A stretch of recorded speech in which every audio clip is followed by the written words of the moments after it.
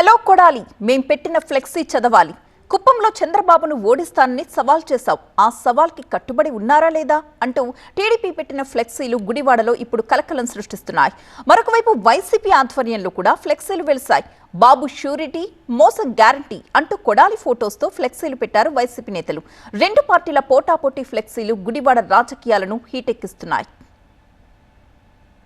గుడివాడ మాజీ MLA YCP నేత Kodali Nani heart surgery తర్వాత కోలుకున్నారు. ప్రజల్లోకి వెళ్లాలని నిర్ణయించుకున్నారు.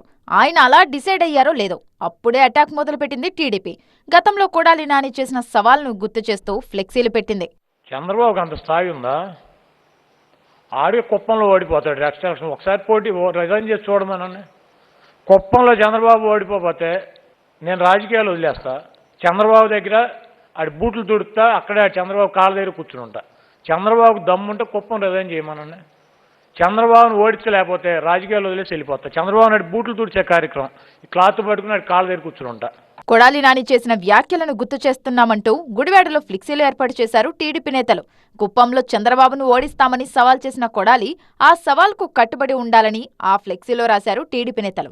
మరోవైపు టీడీపీకి పోటీగా బాబు షూరిటీ, మోసం గ్యారంటీ పేరుతో ఫ్లెక్సీలు ఏర్పాటు చేశారు వైసీపీ నేతలు. అధికార విపక్షాలు పోటాపోటీ ఫ్లెక్సీలతో గుడివాడ పాలిటిక్స్ గరంగరంగా మారాయి.